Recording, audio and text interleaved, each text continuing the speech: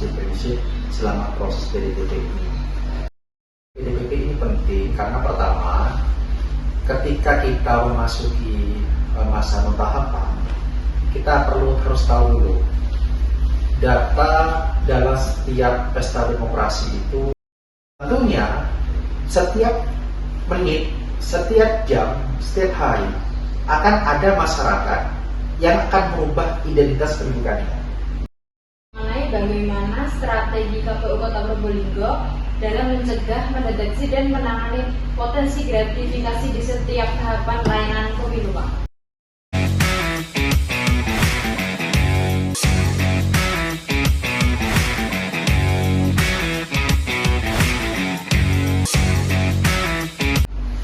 Halo teman pemilih, kembali lagi di podcast Prabu Linggih, ruang ngobrol santai seputar kepemiluan. Bersama saya, Ratna Taskia, sebagai host yang akan nemenin kalian selama beberapa menit ke depan.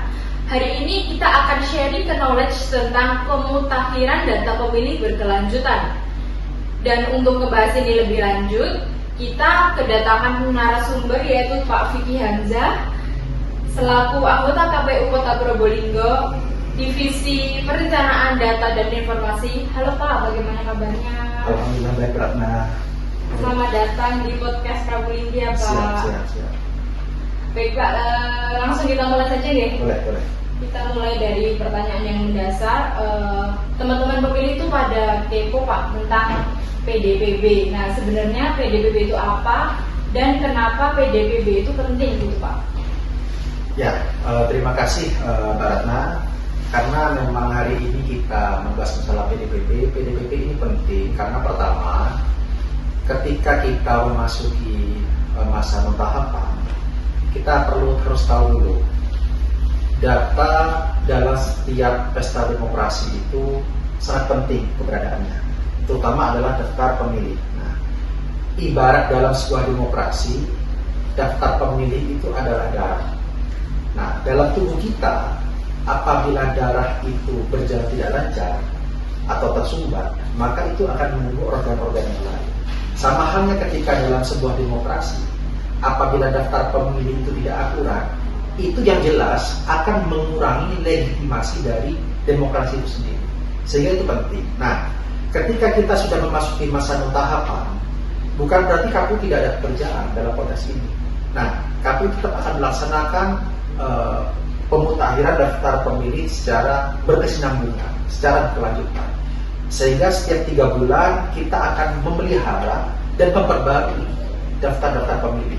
Tentunya setiap menit, setiap jam, setiap hari akan ada masyarakat yang akan merubah identitas kependudukannya, baik itu di Dukcapil ataupun semisal mereka mengurus akta kematian dan sebagainya. Itu terjadi sewaktu-waktu. Sehingga wajar setiap 3 bulan kita harus memutakhirkan, harus mengupdate, harus memvalidasi. Itu apa? Biar daftar-daftar pemilih ini terus akan terjadi sebuah validasi yang akurat sampai nanti pelaksanaan. Nah, ini yang penting. Karena setiap pemilu itu bahannya itu berasal dari mana ketika perasaan coklit? Berasalnya dari daftar pemilih berlanjutan ini. Nah, nanti endingnya nanti di tahun 2007, karena kita per 3 bulan kita melaksanakan pleno terbuka PDPP. Nah, hasil dari PDPP akhir itu nanti akan dijadikan bahan dasar bagi Pantarlih untuk melaksanakan coklit di saat masa tahapan sudah berjalan. Nah, sehingga keberadaan PDPP ini dalam proses tahapan maupun non tahapan itu sangat penting keberlanjutannya. Baik Pak, untuk selanjutnya nyambung ke coklit tadi ya Pak. Teman-teman pemilih itu juga pada bertanya-tanya gitu, apa bedanya coklit dengan coktas gitu Pak? Sebenarnya tidak ada perbedaan yang mendasar, sama-sama coklit sebenarnya. Cuman bedanya begini, kalau di saat tahapan, coklit ini dilaksanakan oleh badan ad hoc yang dibentuk oleh KPU, namanya Pantarlih. Nah, Pantarlih ini akan melaksanakan verifikasi kependudukan masyarakat itu secara utuh, semua tanpa terkecuali. Itu adalah bagian dari upaya KPU untuk mengidentifikasi agar masyarakat itu tidak kehilangan hak pilihnya. Jadi semuanya dicoklit, semua diverifikasi. Nah, ketika masa non tahapan, ketika proses PDPB ini sedang berjalan, muncullah yang namanya coklit terbatas. Lah, yang menjadi perbedaannya adalah karena kita hari ini tidak memiliki badan ad hoc, tidak memiliki pantarlih, nah, maka yang harus dipahami oleh teman-teman ahlinya adalah KPU ketika memverifikasi data, ada pencermatan data, tentunya akan ada data yang kita lihat sebagai data yang ragu kevalidannya. Nah, untuk melihat data-data yang ragu ini, maka kita melaksanakan coklit. Terbatasnya apa? Terbatasnya adalah sampling-sampling yang bagi KPU itu data-data ini ragu kevalidannya, sehingga perlu dicek. Beda ketika di saat masa tahapan. Masa tahapan semua harus dicek tanpa terkecuali. Tapi ketika masa tahapan harus berdasarkan sampling. Samplingnya apa? Data-data yang diragukan kevalidannya, sehingga harus dicek. Jadi hanya terbatas saja sampling-sampling yang bagi kita terbatas. Contoh misal yang usianya 100 tahun lebih. Karena normalnya orang Indonesia itu kan rata-rata usia 80, 90 sudah tua banget. Nah, ketika kita ada usia di atas 100 tahun, muncullah dugaan-dugaan. Ini benar nggak data ini? Orang ini benar hidup, masih hidup enggak? Usia dan sebagainya. Nah, oleh karena itu kita melaksanakan coklit hanya pada sampling-sampling itu yang usia dari 100 tahun. Nah, itu sebagai contohnya begitu. Oke, baik Pak. Yang selanjutnya dari sekian banyak pemilih yang harus didata, biasanya masalah apa aja yang sering muncul di lapangan pada saat coktas itu Pak? Nah, pertama dinamika ketika coktas. Nah, bisa ketika coklit, bisa ketika coktas. Dinamika pertama adalah kegagalan ketemu sama respondennya. Nah, biasanya yang kita coktas itu adalah responden yang pindah masuk, pindah keluar, tapi tidak melapor. Datanya tidak ada, tapi orangnya ada di situ. Nah, ketika kita coktas, kita coklit, kadang mereka bekerja keluar kota, sehingga sulit bagi kita untuk wawancara langsung. Karena apa? Kita hanya bisa verifikasi lewat video call untuk ngecek kependudukannya. Tantangan yang kedua adalah biasanya adalah kalau masa tahapan, yang jelas masyarakat sudah mengetahui informasi kalau akan dicoklit. Ketika masa tahapan, kita adalah butuh sebuah sosialisasi kepada mereka. Apa sih pentingnya mengurus administrasi kependudukan di saat ini? Kebanyakan masyarakat ini, teman-teman pemilih, mengurus administrasinya itu ketika sudah ingin mendekati pemilu, mereka ngurus administrasi.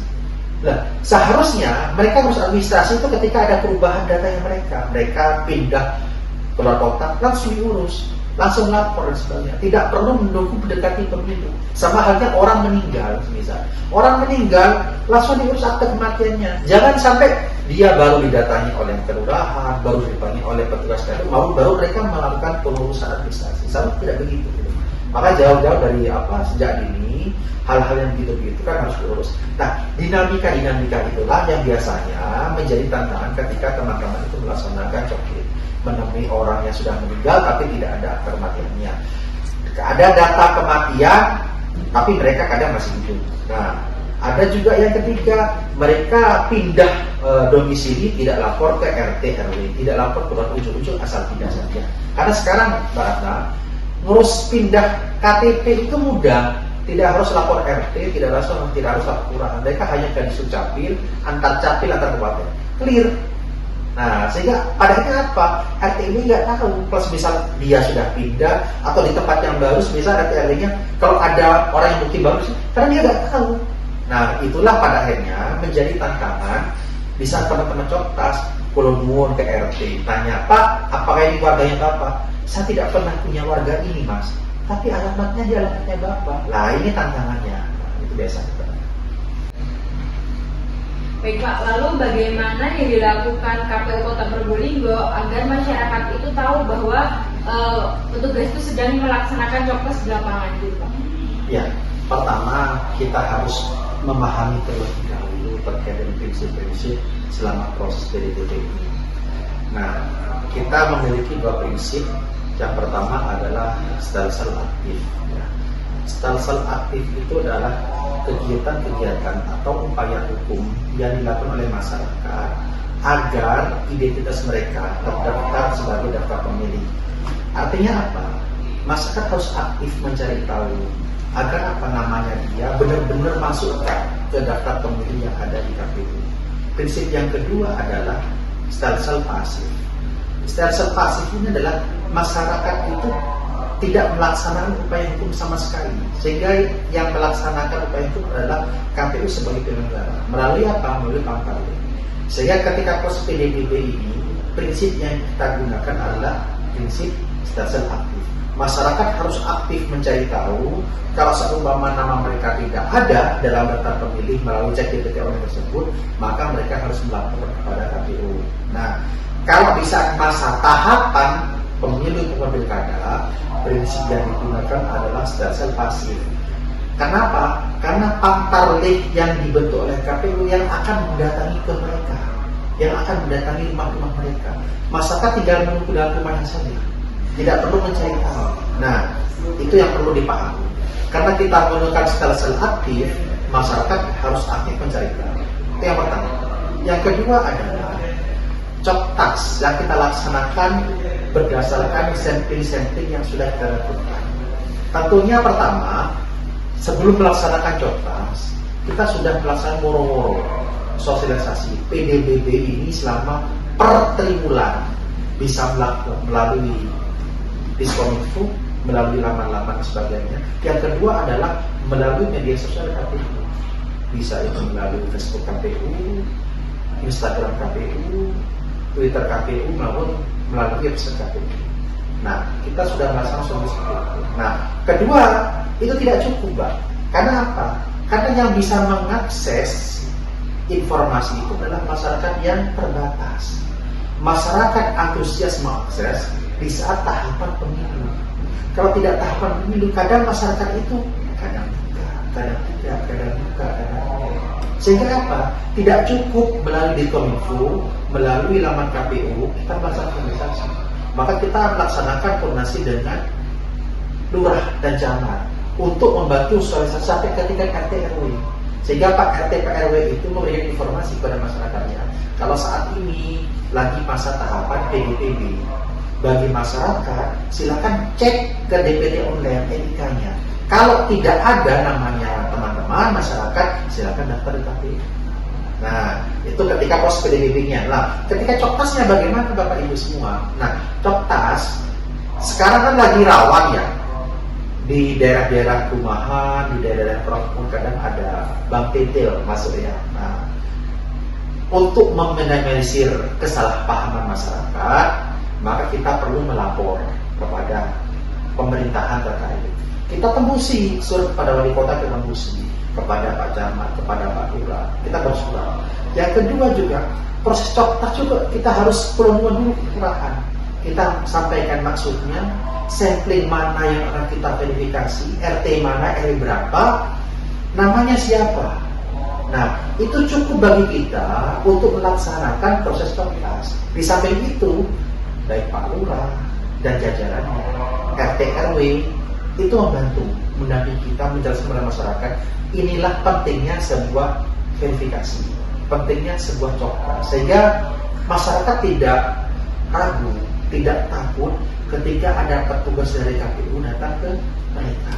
Apalagi di satu sisi teman-teman KPU kan sudah dilengkapi surat tugas, sudah dilengkapi SK dan sebagainya, dan itu cukup menjadi legal standing bagi teman-teman KPU untuk melaksanakan coktas masyarakat. Baik Pak, untuk data terbaru berapa jumlah total pemilih di Kota Probolinggo saat ini dan kelompok pemilih mana yang pertumbuhannya paling besar? Apakah Gen Z, pemilih pemula atau yang pemilih usia lanjut? Oh ya, sampai detik ini jumlah pemilih di Kota Probolinggo sebanyak kurang lebih 181.788 per hari ini dari Sidaling ya, dari Sidaling.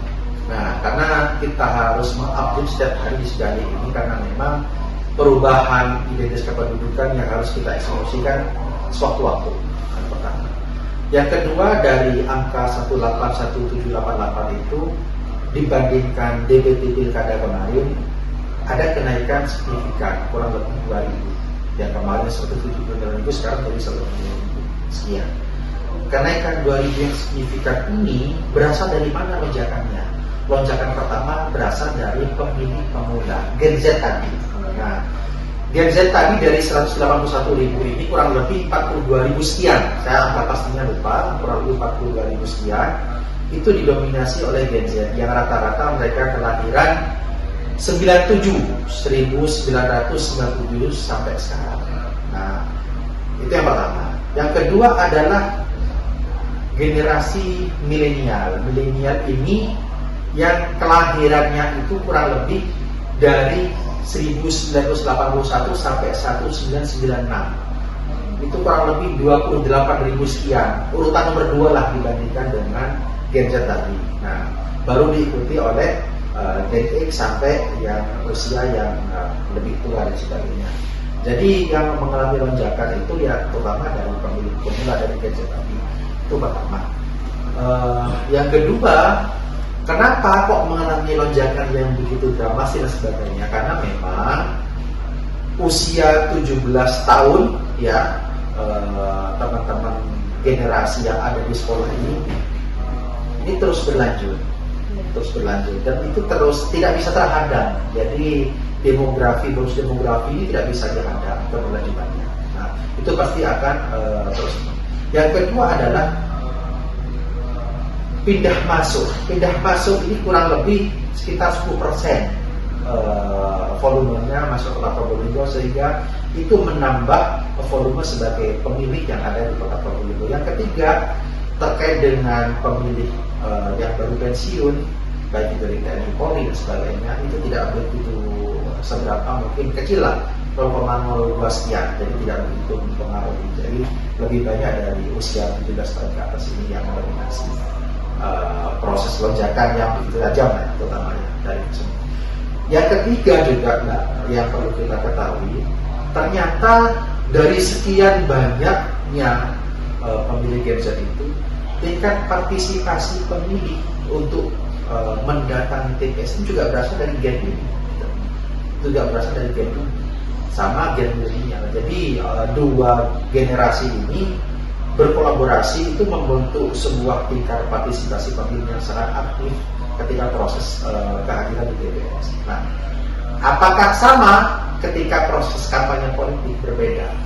Kampanye politik ini hanya generasi-generasi tertentu yang bisa dimobilisasi, sehingga ini tidak bisa terekam ya sampai detik ini pada proses APDPP ini, karena kita hanya merekam lonjakan-lonjakan data dari beberapa generasi.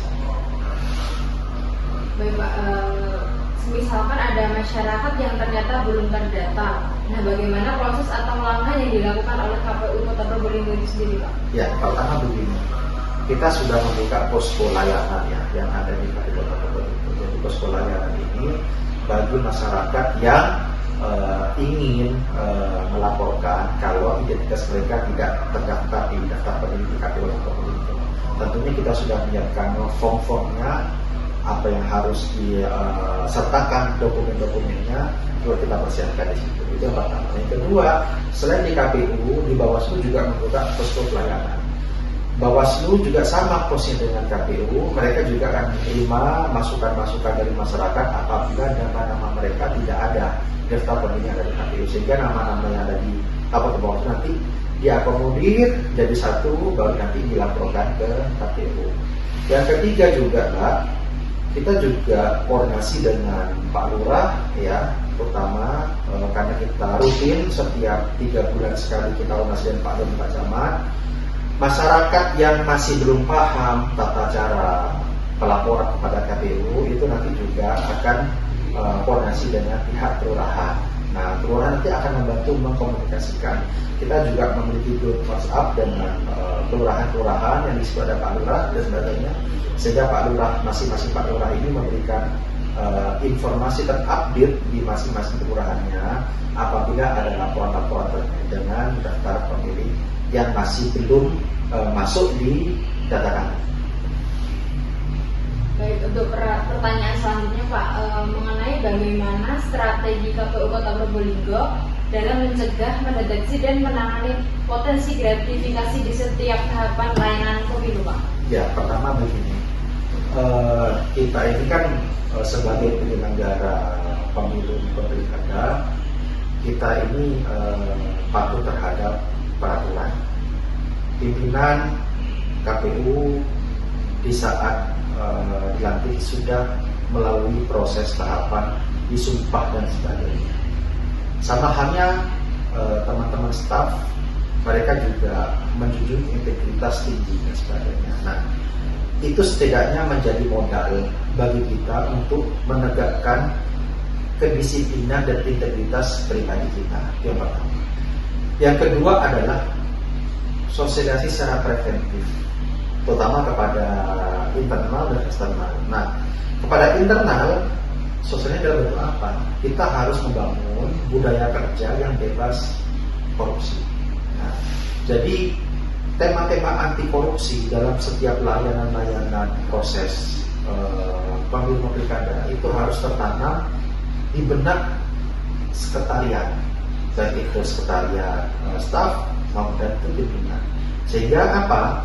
Kita juga harus paham dan mengetahui apa dampak yang akan ditimbulkan apabila kita melanggar itu semua.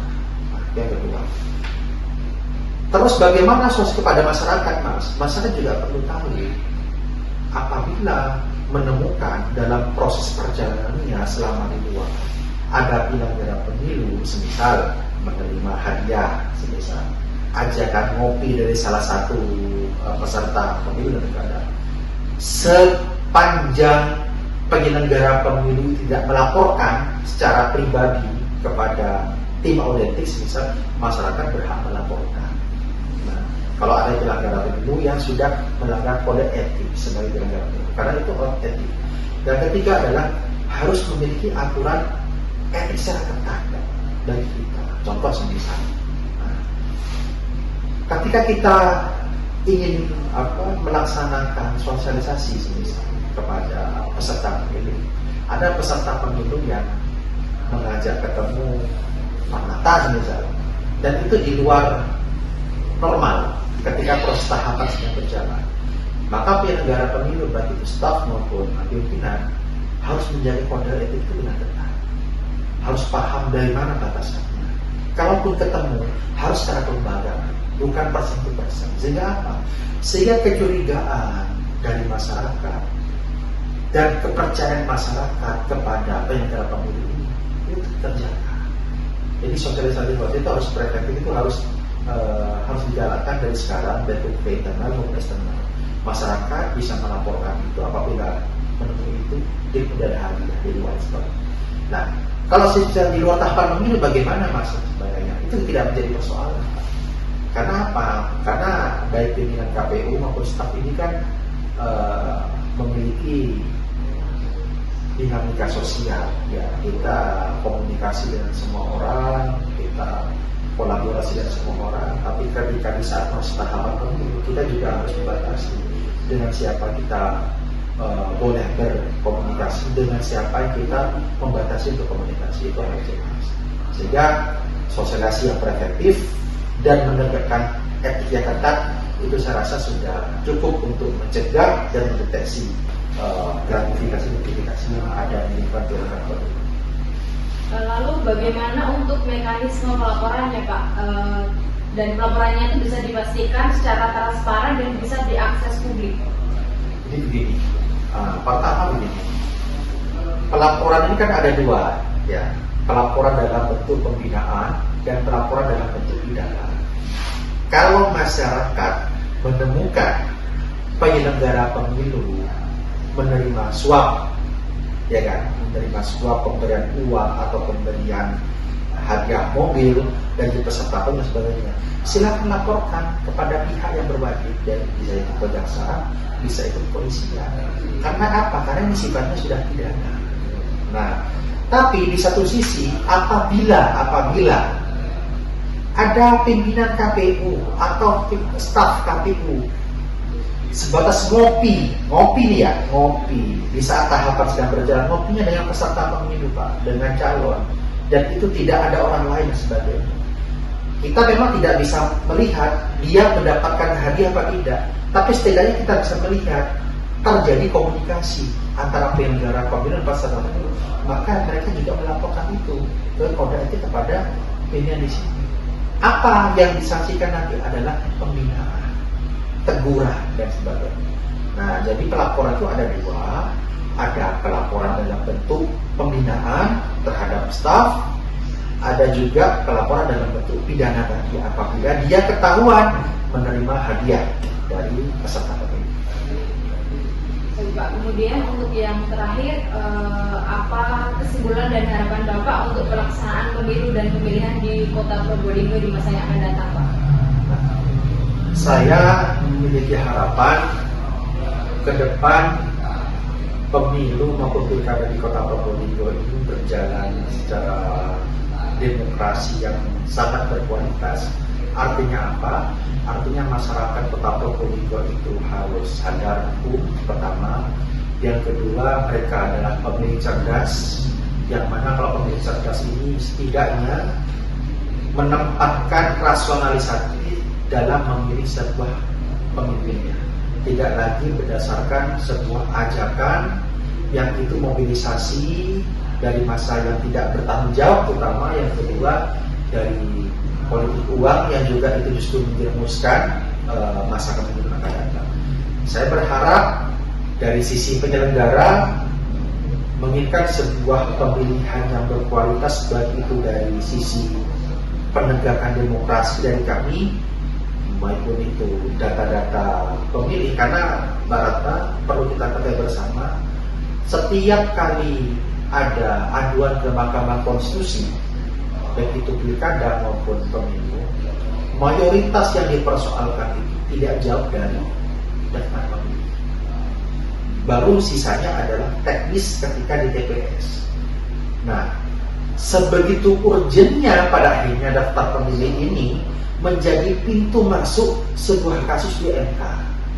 Maka ini menjadi sebuah ikhtiar bagi kami menjaga kualitas dari daftar pemilih itu tersebut. Mengapa ketika kita sosialisasi ke partai-partai, yang pertama kali kita sebutkan adalah mari berpartisipasi aktif menjaga kualitas daftar pemilih ini. Bagi anggota partai, silakan pastikan keluarganya, simpatisannya harus terdaftar. Nah, biasanya para peserta pemilu ini baru bergejolak urusan daftar pemilih itu ketika mereka di detik-detik akhir pasca penghitungan. Setelah penghitungan selesai, baru mereka sudah berasumsi ini daftar pemilih.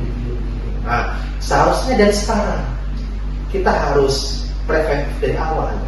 Siapkan apa yang menjadi kelemahan, apa yang menjadi kekurangan dari versi partai. Ayo kita bersama-sama.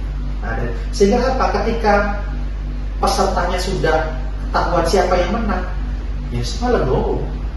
Karena apa? Karena dari awal-awal sudah sama-sama melaksanakan itu. Nah, saya mengharapkan ke depan tidak lagi persoalan-persoalan teknis seperti daftar pemilih, tidak ada lagi persoalan-persoalan politik uang dan sebagainya, sehingga demokrasi yang ada di Kota Probolinggo ini berjalan dengan kualitas yang bagus, sangat demokratis, sejuk, guyup, rukun, dan bisa membuat legitimasi sebuah demokrasi di Kota Probolinggo ini sangat utuh dan bisa diterima oleh masyarakat.